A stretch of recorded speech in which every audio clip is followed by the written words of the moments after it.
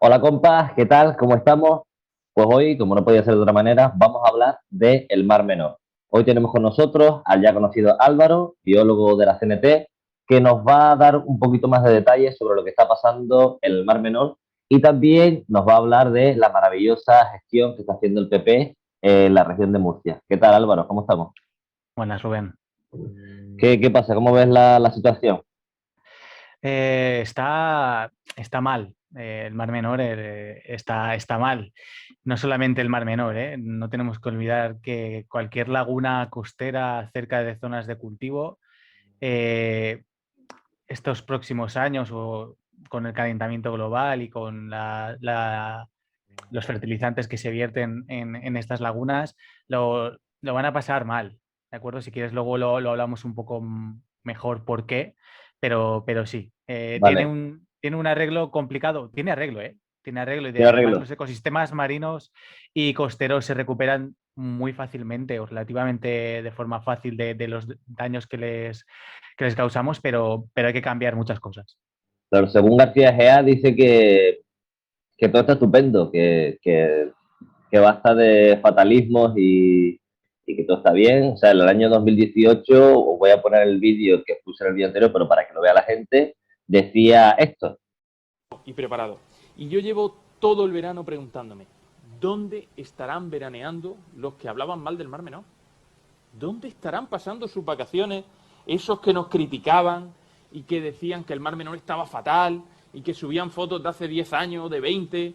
¿Dónde estarán? Y he encontrado la respuesta. Están veraneando junto con los del soterramiento, que tampoco se les oyen. Se han juntado todos y ahí están veraneando todos juntos, que no se les oiga. Eh, ¿Qué opinas, Álvaro? Este es Que el es año una... 2018, hace relativamente Sí, poco. sí, pero no dudo que volvería a decir lo mismo y creo que los de Vox están diciendo algo parecido ahora mismo. Son tonterías y tonterías además que no tienen ningún apoyo científico ni, ni siquiera del sentido común. Es que simplemente hay que darse un paseo por las costas del Mar Menor. Es una locura. El Mar Menor ahora mismo es una zona muerta, que se Claro, llama. ¿De acuerdo? Cuando hay un vertido de fertilizantes muy ricos en nitrógeno, fosfato, sulfatos, ¿de acuerdo? Y materia orgánica. Eh, lo que suele pasar es que en primer lugar hay una explosión de fitoplancton, ¿de acuerdo? De algas, y en una abundancia muy grande. ¿Qué pasa? Uno podría pensar, bueno, esto es relativamente bueno, porque claro, las algas son organismos fotosintéticos y van a liberar oxígeno. La mayor parte de ese oxígeno se va a la atmósfera, no se queda en el agua. Entonces, ¿qué pasa? Que luego esas algas se mueren y toda esa materia orgánica que pasa a ser las algas, ¿no? Se mueren y van al fondo y poco a poco se van descomponiendo y lo que ocurre es que cuando los microorganismos atacan esas algas para descomponerlas, se comen todo el oxígeno que hay ahí. claro, Eso se llama una zona muerta. ¿Por qué? Porque antes había oxígeno y ahora pero no. no es. Y todos los peces, todos los crustáceos, todos los organismos que necesitan ese oxígeno para vivir, se mueren. Y pasa prácticamente de la noche a la mañana, como hemos visto que está ocurriendo ahora a lo largo de esta semana y como vimos en 2018. Millones y millones y millones de individuos de muchas especies se mueren a la vez. Y, y ya te digo, es una catástrofe ambiental. Además, el Mar Menor no es cualquier laguna costera, es una laguna costera muy, muy particular.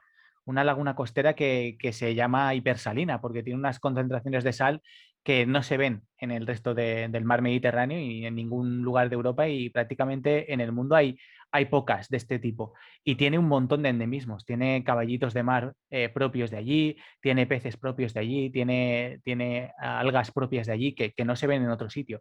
Entonces, con esta muerte masiva estamos acabando con especies únicas en el mundo. Claro, y todo esto es producido, obviamente, por el modelo económico que hay en la región de Murcia, ¿no? También a nivel general, pero bueno, se estaba diciendo que era el modelo agroindustrial y por el peso del urbanismo en la región de Murcia, ¿no? Efectivamente, Murcia tiene las dos cosas que más podrían dañar a un ecosistema costero, que proporcionan, digamos, estos nitratos, estos fosfatos, sulfatos y materia orgánica que he dicho antes. Tienes por un lado la agroindustria, que es intensiva, no se paran a mirar qué es lo que cae en la tierra, sino que lo echan y punto. Y luego todo eso, cuando llueve mucho, por ejemplo, que pasó en el 2018 o con el temporal Gloria también pasó, todos esos nutrientes y alimentos que están en las tierras de cultivo se vierten directamente al Mar Menor. Y también pasa con la urbanización excesiva, porque o no tienen mecanismos de depuración de las aguas y directamente se vierten allí, o aunque haya depuración, los fosfatos y los nitratos están Claro, en ese agua depurada y se vierten allí. Entonces los crecimientos de algas excesivos van a pasar igualmente. Entonces, si te fijas, es el mismo tipo de sistema productivo que tiene toda la costa mediterránea. claro, Entonces, la Albufera de Valencia tiene una situación parecida. De hecho, lleva décadas basculando entre el zona muerta digamos, una zona un poco más viva, con más carga de oxígeno que permite la vida. Pero están siempre en ese equilibrio. claro, Si no se depuran las aguas o hay un exceso de vertidos de fertilizantes, se mueren. claro. ¿Y qué crees que se podría hacer para revertir la situación? La solución aquí está, para mí es evidente y pasa por un modelo de cultivo completamente distinto. Es decir, hay que ir a prácticas de agricultura ecológica y agricultura tradicional y que sea más extensivo y no tan intensivo. ¿De Claro, acuerdo? Aquí los problemas son las cantidades que se vierten de fertilizantes. claro, Y por otro lado, habría que reducir la presión del turismo y de las construcciones que hay en la costa. claro, Si no podemos vertir tantas aguas contaminadas a esta zona, ¿de acuerdo? claro. Pero es que el problema no se soluciona vertiéndolas en otro sitio, porque ya me los veo venir. No, pues las vertimos en el Sí, Mediterráneo. claro, Ya, eso pero es lo que, esa es la solución que estaban diciendo. Decían, pues bueno, vertimos al Mediterráneo, hacemos entrar agua en el Mar Menor y ya está, todo solucionado. claro, como el Mediterráneo no tiene ningún problema, ¿verdad? Como no es el mar más contaminado del mundo, eh, es absurdo, es trasladar el problema de un sitio a otro. Hay que cambiar el modelo. Hay que cambiar el modelo basado en el turismo y hay que cambiarlo el modelo de producción agrícola.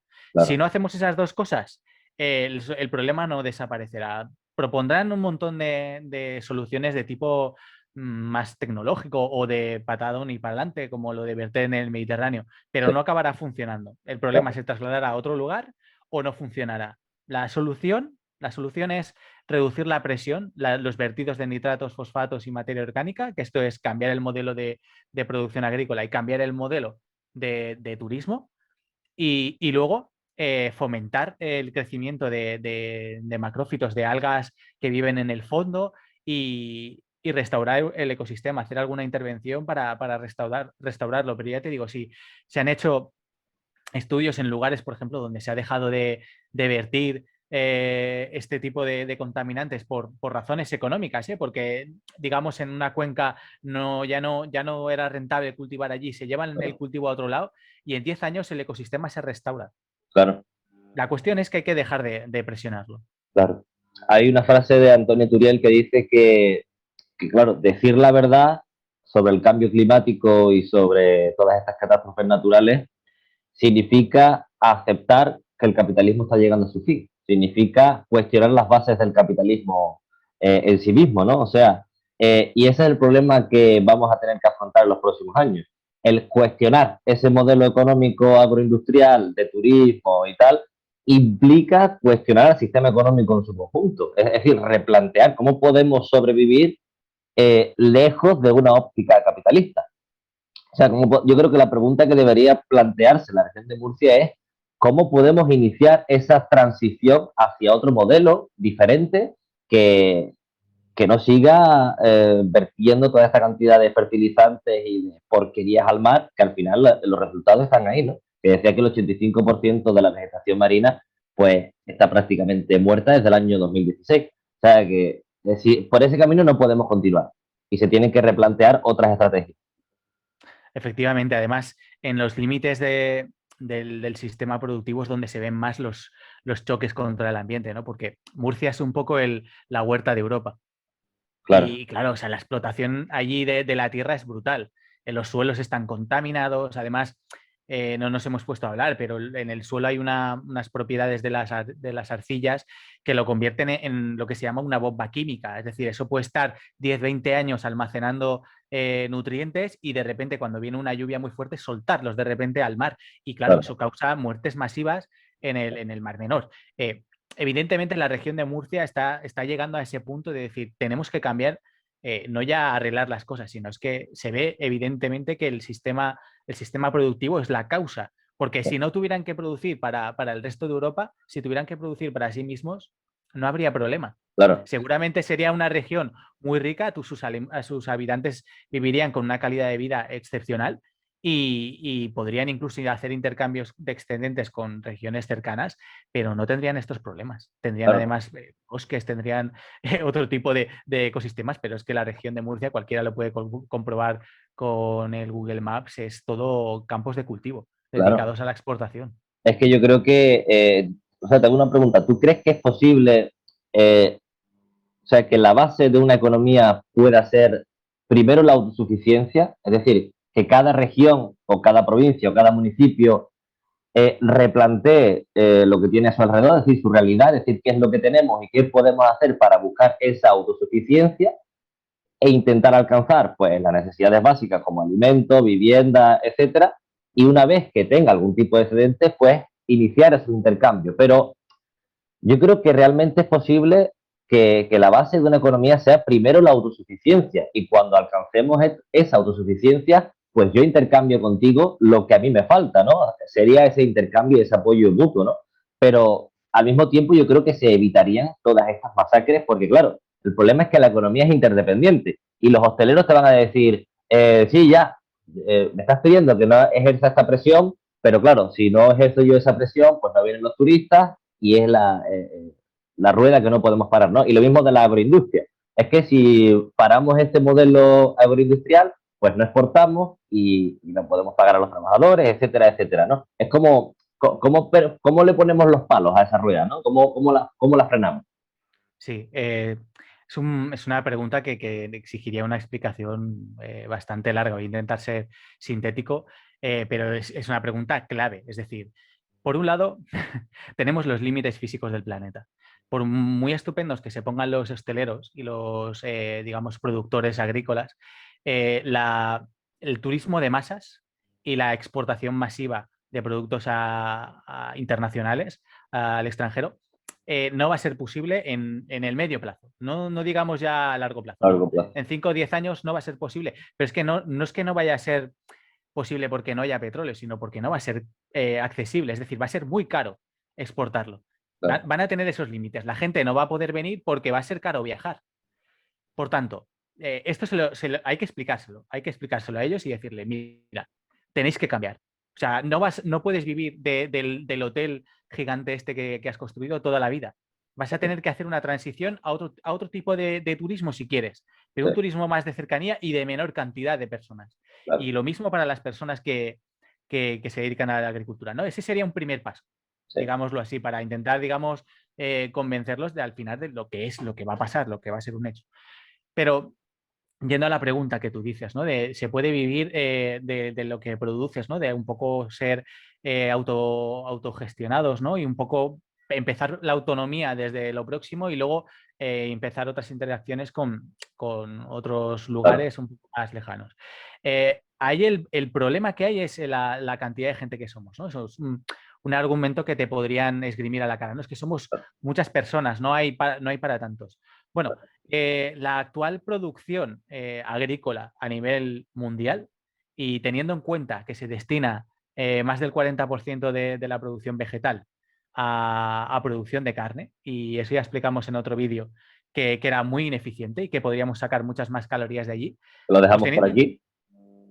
teniendo en cuenta eso, producimos 2.700 calorías por persona en el planeta, es decir, más que suficiente. Claro. Producimos más que suficiente. Teniendo en cuenta esa producción de carne que es ineficiente, podríamos producir incluso más. ¿De acuerdo? Pero claro, nosotros queremos un modelo, digamos, ecológico, ¿no? Que te dicen que es menos productivo. Los datos van en función de las regiones. Es decir, si hacemos el promedio mundial, la producción agrícola, digamos, industrial y la ecológica, más o menos, más o menos. Es verdad que tiene una producción algo menor la ecológica, pero no es de grado. Es decir, estamos hablando de muy pocas cantidades y en algunos casos es hasta superior. ¿De acuerdo? Entonces va a ir en función de la región. Por tanto, tenemos que volver a cultivo ecológico, pero adaptado a la zona, es decir, Claro, lo de las variedades, que eso la agricultura industrial ha terminado con ello. En Irlanda había 400 tipos de manzanas, ahora solo tienen 3. Bueno, pues a ese tipo de cosas, es decir, a claro. cosas que estén adaptadas a la región. Aquí, de donde yo soy, en Valencia, había 4 tipos de zanahorias. Cada una, además, hay una zanahoria que era de color rojo, que parecía una remolacha, que estaba especialmente adaptada a las zonas donde el viento marino entraba y por tanto la tierra es un poco más salada. Bueno, ese tipo de cosas, porque son más productivas en esa zona concreta. Hay que volver a la producción local, a las variedades adaptadas a la región y al intercambio, como mucho, regional, no al intercambio internacional. Haciendo ese tipo de cosas es perfectamente posible. Es Claro, decir, claro, no vamos a producir aquí en Valencia mangos. Es que claro, es absurdo porque además te acabas los acuíferos o el sí, aguacate. sí, Es absurdo. claro. Pero se podría hacer intercambio con aquellas zonas que realmente pues le beneficia el cultivo de aguacate, ¿no? Como estás diciendo Claro, ahora. o ¿por qué tenemos que comer aguacate aquí, en la O península ibérica? claro, claro, Es que no tiene sentido, es verdad. Hay regiones del mundo donde sí que pueden cultivarlo sin que sus suelos se agoten, claro, ¿vale? De hecho, el cultivo de aguacate tradicional se hacía en la selva, ¿no? Con árboles en medio, que no era un cultivo al uso, no era un cultivo intensivo, extensivo, no, claro. Sí. ¿sabes? Bueno, pues eso, Álvaro. La última pregunta que te quería hacer era sobre esta iniciativa, que es una iniciativa popular que dice que quieren darle derechos legales al Mar Menor. ¿Qué opinas sobre eso? Me parece una iniciativa muy, muy interesante y a apoyar. Creo que sí, en el modelo actual que tenemos de legislación, ¿no? En el cual todo tiene que pasar por una fórmula legal para que se respete o se pueda exigir ante los tribunales, es casi la única opción que veo yo a corto plazo de conseguir algunas medidas, aunque sean correctoras, aunque Claro, sea de parar el destrozo claro, que se está haciendo. Es decir, ¿no? Hay que ser también realistas, ¿no? No va a ser la solución, no es la claro, panacea, claro que no. pero es una vía para intentar parar el Claro, ecocidio que podemos decir que se está produciendo en el Mar Menor. claro, Me parece que hay que apoyarla y que sería una pérdida muy grande que no saliera adelante. claro. Eso y obviamente la presión popular. Hay que salir a las calles y defender Sí, el Mar Menor. esta ILP sin presión popular no se va a aceptar.